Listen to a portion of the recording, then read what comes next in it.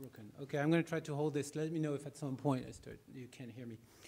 First of all, thanks, of course, to the organizers for the very kind invitation. My talk is actually going to address very specifically one of the questions that you guys wanted to discuss, which is namely, where is behavioral variability coming from? And the work I'll describe was done in collaboration with all those guys who many of you know, Wei Jima, Jeff Beck, Peter Latham, Ruben Cohen-Cagley, who's a new postdoc in my lab, Zach Pitko, Ingmar König-Scheider, and Ruben Moreno-Bote, who will talk later on, actually, either today or tomorrow. Okay, so Albert already covered kind of the introduction of my talk. He went through what's the current ideas that we have about the source or the cause of behavioral variability. And there are indeed usual culprit. The first one that everybody mentions is always the kind of near Poisson variability in spike trains. So you're all familiar with this. Spike trains tend to show near Poisson statistics. But that's not the end of the story. It has to be Poisson variability, but correlated Poisson variability. And so indeed, if you measure the correlation between pairs of neurons that have tuning curve to whatever stimulus you like, orientation, direction, you name it, and you plot the correlation as a function of the difference in preferred stimulus, delta S here, then you get this typical panel of results. This is data here from Wadensberger, but all the data set looks very similar. And what you see is that the correlation decays as a function of the distance between the neurons. And what has been shown by quite a few theoretician labs is that if you have a set of tuning curves like this, so you have a population of neurons with translation invariant tuning curves. Now, if you plot the information that you have in the population as a function of the number of neurons, you see this very kind of famous and typical plot. First of all, if there are no correlation, R equals 0, then information grows linearly with the number of neurons, as you would expect. But as soon as the peak correlations are positive, peak correlation being this point here on this graph, then information saturates, all right? So this is information saturation means that you're going to have a lot of behavioral variability. This is a very important point to keep in mind for the rest of my talk. I'm going to go back and forth between behavioral variability and information, because if you have a lot of behavioral variability, it's because you have little information and vice versa. So here, this would explain the behavioral variability.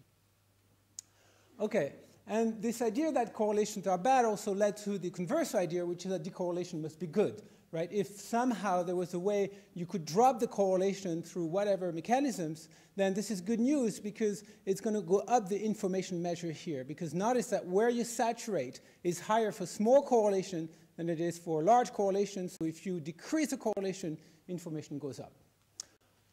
So drop-in correlations have been reported in a variety of experiments. For attention, for instance, Cohen and Mansell, the Mitchell and Reynolds paper as well, they all have seen correlation drop when attention is engaged. In the case of Mitchell and Reynolds, they even appeal to this information plot that I just showed you, and it just said, oh, look, you must be going up that direction since the correlation dropped. And Gu, DeAngelis, and Angelaki had also observed a drop in correlation as a result of learning. So I'd say that the current picture looks very much like this. Correlated near Poisson variability plus with this particular pattern of correlation seems to be the main cause of behavioral variability. And as a kind of a consequence, decorrelation sounds like a very good idea because it should increase information. And I think that's in part why many people got excited about this debate about what is the size of the correlation cortex. Is it kind of like 0.2 on average, or is it really like 0.02, 10 times smaller? Indeed, that seems to be important if you follow this reasoning, because small correlation should mean a more efficient code, more information in the brain. But what I want to propose is an alternative view, which is going to be pretty much this. First of all, I'm going to acknowledge, look, the brain is noisy. There's no question about this. We can identify all sorts of sources of noise. But I'm going to try to convince you that the near Poisson variability has little impact on behavior. On this point, I'm very much along the same lines as what Sophie and Christian actually argued yesterday. I'm going to show you, although that's not even my work, that correlation inversely proportional to the difference in preferred stimulus actually does not necessarily limit information, and as a result, decorrelation actually does not necessarily help. And instead, I'm going to argue that most of the behavioral variability comes from two causes. The first one is variable data from the world and noisy sensors, like noisy photoreceptors. Okay, so far that's not a particularly deep statement. I'm saying, like, you know, if your data varies, you're going to vary. But then I'm going to argue that another really big cause of variability is suboptimal inference. And that's actually also related to some of the things that Zach was arguing toward the end of his talk. And I'll show you that those two-factor combines limits information, and that limitation information has very important consequences for the kind of response variability that you see in the brain. And I'll show you that, in fact, this is reflected by a very specific patterns of correlations, which I'm going to call F-prime transpose correlations. All right, so that's my roadmap. We're first going to talk about suboptimal inference. That part is published. It just came out last year. I'm not going to do really justice to this paper. I'm just going to give you the gist of the idea, and then I'll talk about the F-prime transpose correlations. Okay, so the first part. Let's consider a really simple task, the one that we've all read about. It's been done thousands of times in lab, orientation discrimination. So this is a task where you get to see a Gabor patch. It's oriented either clockwise or counterclockwise. On any given trial, I show you one of those two. You have to tell me which one it was, right? And I'm going to imagine that this image, when it gets to your brain, is slightly noisy because of noise in the world and because of noise in your photoreceptors. And we're now going to design a detector, a filter that can perform this task optimally. So in this case, it's pretty easy. If you tell me everything there's to know about this image, like it's a Gabor patch, it's zero mean noise, it has only two different orientations, then I can actually design the filter because it's a linear problem. And the optimal filter looks like this. If you apply this filter to this image, you're going to do the task as well as you can possibly do it. And we can compare this to a suboptimal filter, which also knows that in there are like Gabor patches. There are only two of them. It knows the statistics of the noise. It makes only one mistake. It gets the spatial frequency of that Gabor patch wrong by a factor of 2. All right? So it's suboptimal in that respect. So now we're going to compare the performance of those two filters. So what I'm going to do now is I'm going to generate 100 images with exactly this counterclockwise oriented Gabor patch, always the same one 100 times, but every time I'm going to redraw the noise in the image. And I'm going to apply this filter to the 100 images, and I'm going to apply the activity of that red unit as a function of the image number. Okay? And in this case, I'm going to get this. So you see there's a little bit of variability, not that much, but that's because I had actually sensor noise in the original image. Next, I'm going to take the very same 100 images that I used for this red curve, but I'm going to present them to the green unit. So I apply now the suboptimal filter. And when you do this, here's what you get. You get this curve here. So of course, you look at this, and the first reflex will be, oh my God, I got a lot more variability in the green units than the red units. I must be injecting noise somewhere in the system. Okay? This is very much the point that Zach was making in his talk. In this case, no, I'm not injecting noise, right? The difference between the red curve and the green curve is that I made an approximation when I use my suboptimal filter, and it's a deterministic approximation. All right? And in fact, a lot of the variability now is caused by that approximation. I can quantify it. In this particular case, 99% of the variability you see in the green curve is due to the deterministic approximation. And it's not due to injecting more noise. Yes? So in general, errors in the filter are linked to both changes in the mean and the variability. This is a particular case. Thanks, Alfonso. I always forget to mention this. I corrected for this. So those two units right now have the same mean response. So in the sense, they have the same signal. So I can forget about it and concentrate on the variability. So the variability tells you everything there's to know about how much information those units are conveying about orientation. All right, so I corrected for biases. Okay, so the big point here, and the big warning is that when you do psychophysics and you show the same image to your subject, and you see variability in the response of the subject, your first idea might be, oh, they're varying. It was the same image. There must be noise in their brain. And what I'm trying to tell you is, yes, that may contribute, but another massive cause might be just that they're using an approximate filter. They're making approximations. So that's the main idea of the first part of the talk. Suboptimal inference leads to extra variability. And the way you can avoid it, the only way you can avoid it, that is, you have to be optimal. And to be optimal, you need to know exactly the statistics of the data that you're processing for the task. So in this case, you need to know the probability of the image given orientation, which is the kind of things that Ralph was talking about in his talk. So in this case, you would need to know the statistics of this particular image. Now, for simple tasks, we might be indeed able to actually know the statistics of the input that we get and become ideal observer. And we are ideal observer for very simple tasks, like detecting photons in an otherwise dark room. But as you move toward more realistic tasks and more complex tasks, you're going to have to make approximation. And it's not up to you. When you're doing object recognition, it's an NP-complete problem. The optimal solution is not an option. You're making approximations. So this cause of variability is unavoidable and is larger for more complex problems. The more complex the problem, the larger, the more it's going to contribute to your behavioral variability. So we can argue all we want about whether Poisson variability contributes to your behavioral variability, but we can't argue about this point. That's a given. Approximation will create variability in your brain because they are unavoidable. Okay, so this is fine. Maybe I convinced you, or maybe I did not convince you that approximation contributes to your behavioral variability, but if you believe in noise in the brain, you might still thinking, yeah, but maybe noise still contributes, right? Those sources are not mutually exclusive. In fact, they even interact. So what's the contribution of one particular source of noise, this Poisson variability? So let me at least show you one demo that suggests very strongly that the Poisson variability, or at least the way we think about it today, is not really a major factor. For this point, I have to go back to see how much time I have to. Okay, no, that's good. I was like looking at the time first, like 12:40:54, not good. All right, so here I'm going to go back to a paper that we published in 2006, where at the time we were interested in optimal multisensory integrations. The details are not that important, but this is a network that takes as input first a population code that encodes the visual location of an object, and the other layer encodes a population code that indicates the auditory location of the same object. And the goal of the network is to combine those two sources of information as well as possible to have a population code of the position of the objects that's a multimodal position of the object, visual auditory. In this particular case, what I'm going to show you is a behavioral variance, the uncertainty about position in the output layer as a function of the number of neurons in the output layer. So I'm going to start with a very sparse network, and I'm going to gradually densify the number of units that I have in the output layer of this network, and every time I'm going to plot the behavioral variance in this layer here. An important detail, those neurons that I'm using here, they're LNP. I presume most of you are familiar with LNP neurons. It stands for linear nonlinear Poisson neurons. The p-step is key here. They generate very much like near Poisson statistics because those neurons are stochastic. In a sense, they're the worst case scenario for Poisson variability. Those are neurons that are flipping a coin at every time step to decide whether they're spiking or not.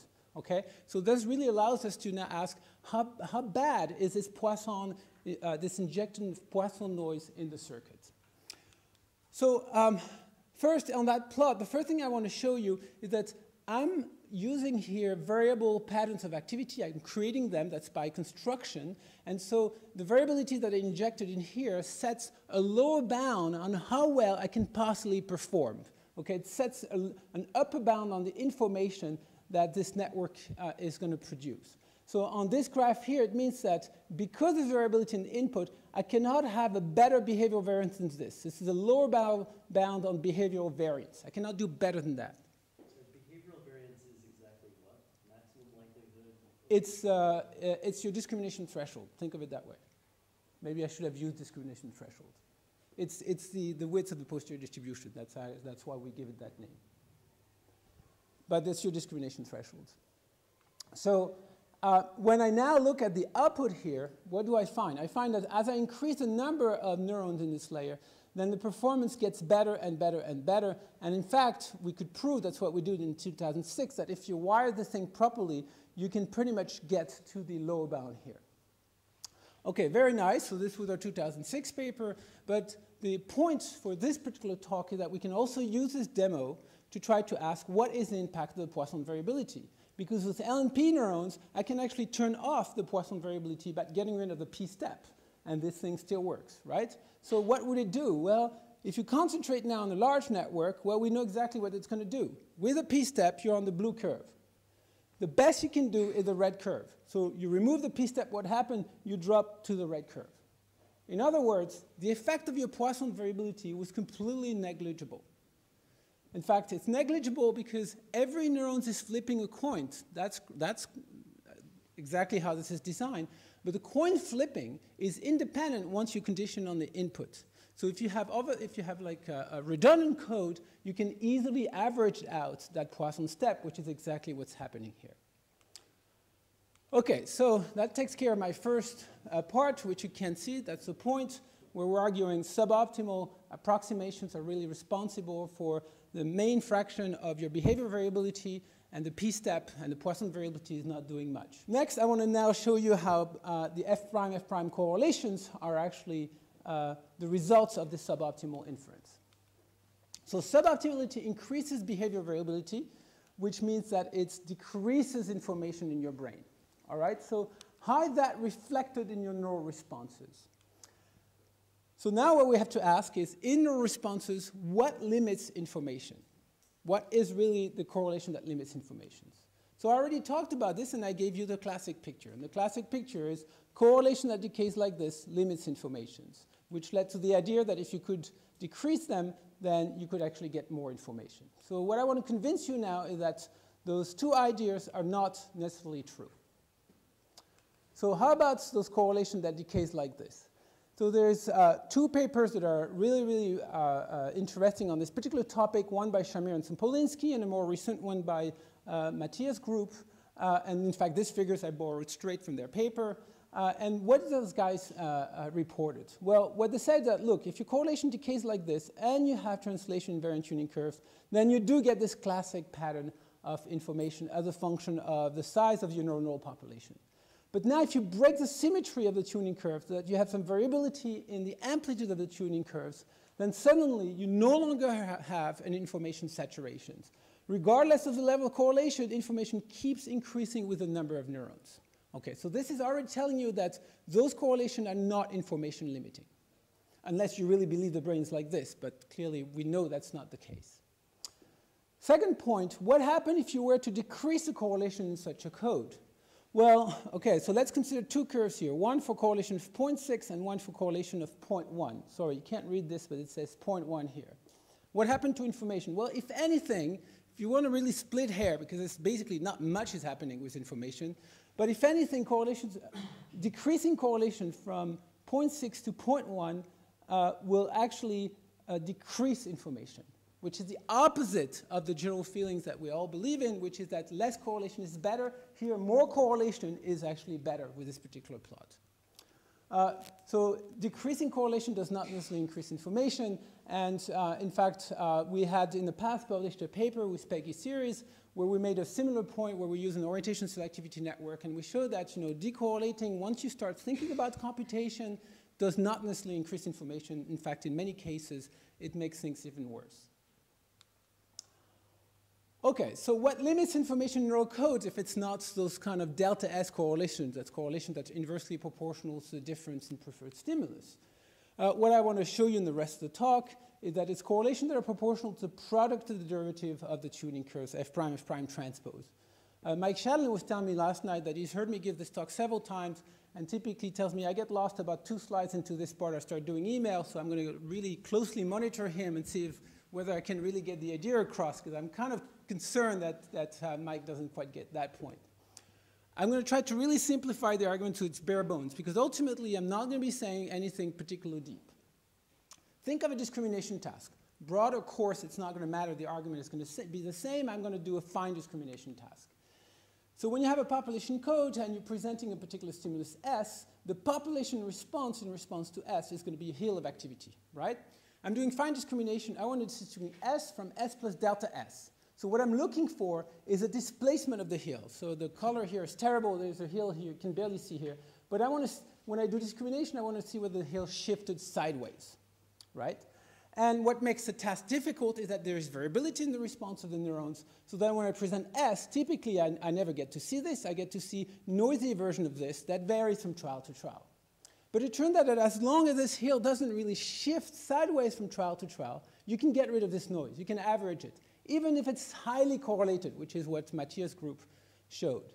Okay, the only kind of noise that's going to kill you, there's only one kind. It's noise that looks like this. When you have, for the same S, from trial to trial, your hill shift from side to side.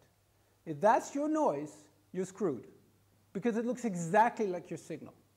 And that's the only noise you can actually prove that analytically. That's the only noise that's going to actually hurt you.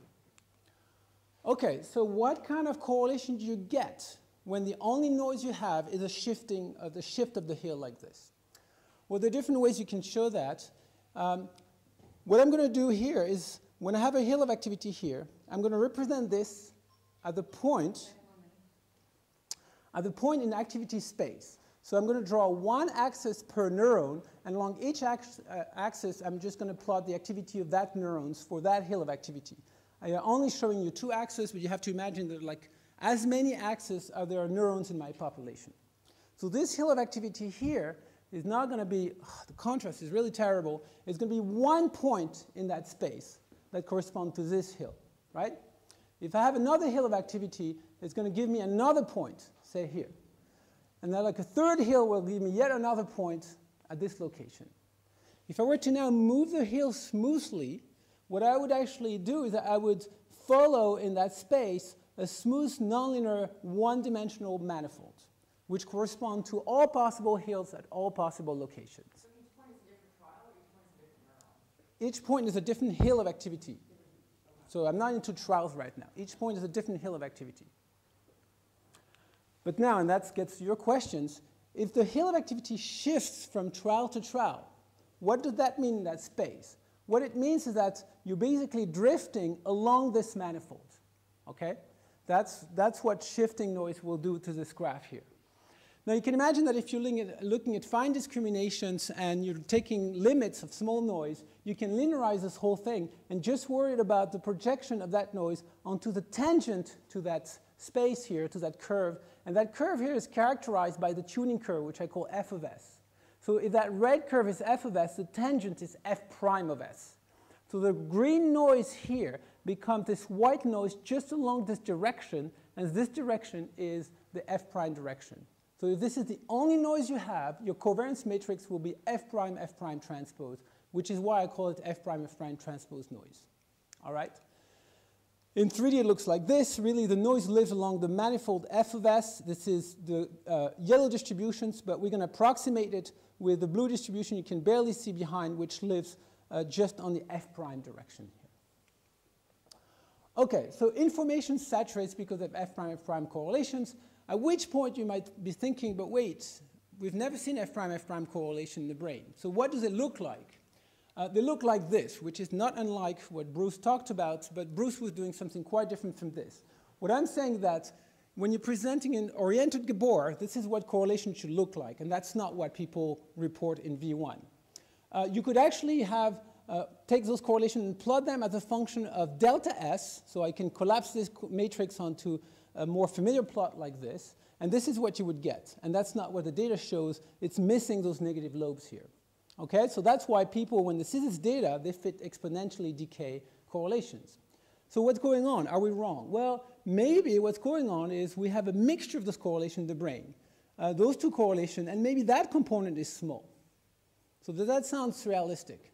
Well, there are many ways you can show that indeed that's quite realistic. In this case, this is our latest approach to this. We simulated, or in fact we analyzed, a classic orientation selectivity network. Starts with the LGN, goes into hypercolumn of V1.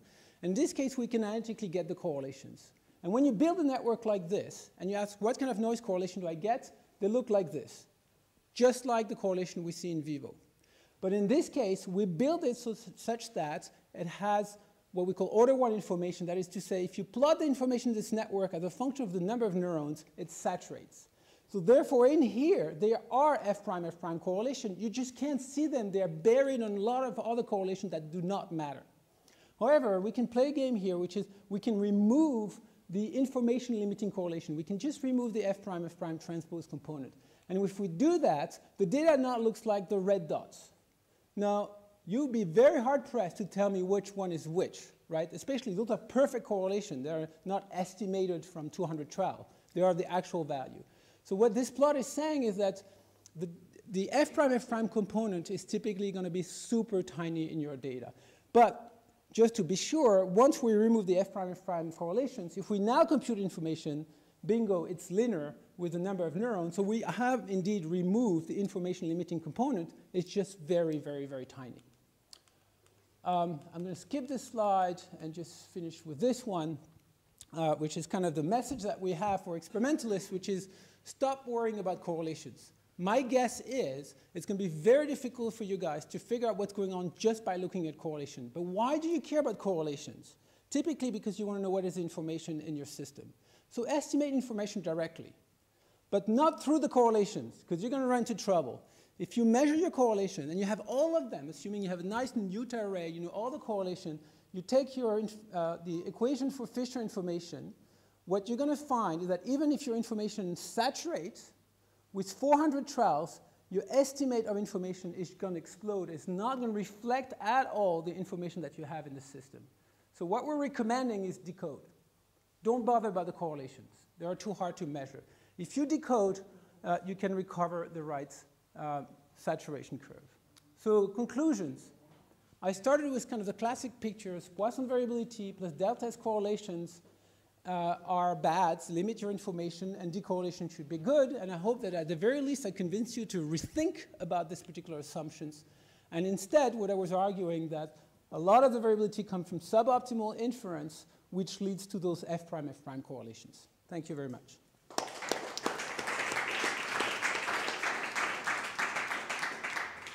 time for discussion, and maybe that's an interesting topic to put on the list for later also.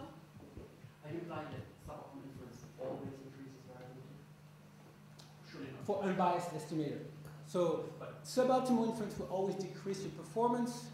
If you now everything is unbiased, it's all going to be reflected in the variance. The more general story is that it's going to increase your error, your square error.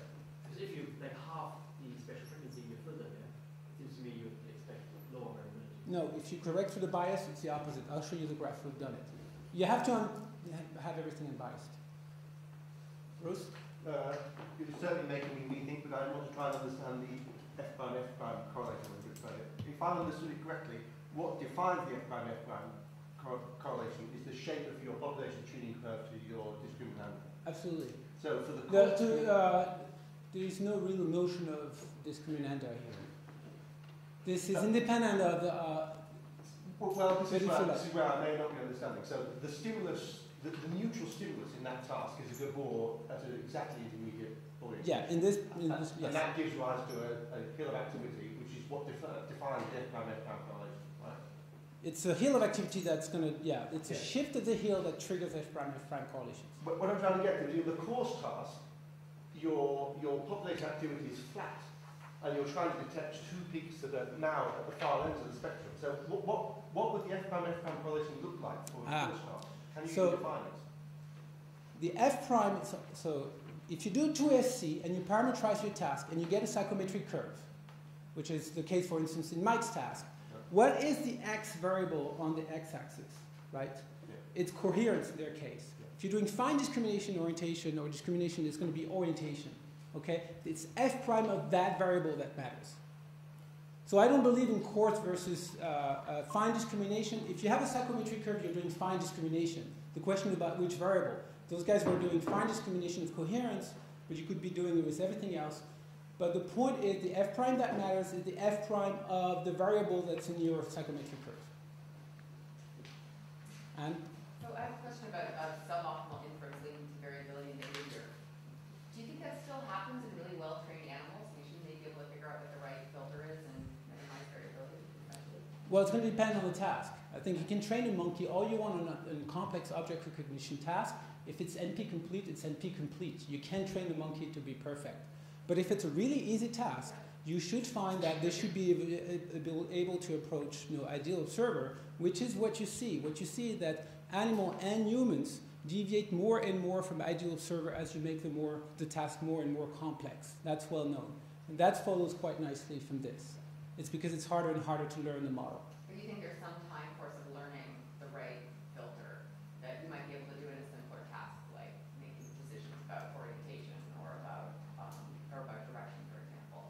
I think recognition is a huge space. I think in those tasks they should get pretty darn close to the ideal observer, which is kind of what you see in human psychophysics for simple tasks. But there are limitations. Zach talked just about the fact that you train an animal for 2 months on a stationary stimulus and they continue desperately to learn. So I don't know where this is coming from. I think about priors on the world. You live in a world that changes all the time And for an animal, it's just impossible to believe that suddenly the world is really stationary. So you continue to see those approximations in what is really the generative model of the data. Mike? So as a follow-up on that, I'm just looking for some experimental test of the idea. So if as an animal learns a task, or as Bruce's kernel shifts from the wrong to the right kernel, Yeah. do you predict that the variance, you should have measurable changes in the variance of neurons? So you have to be very careful. Forget variance of neurons, because this is not where the action is. I predict, indeed, that the information, the posterior distribution that you get from the population will have a variance that decreases. But in a sense, that's a given.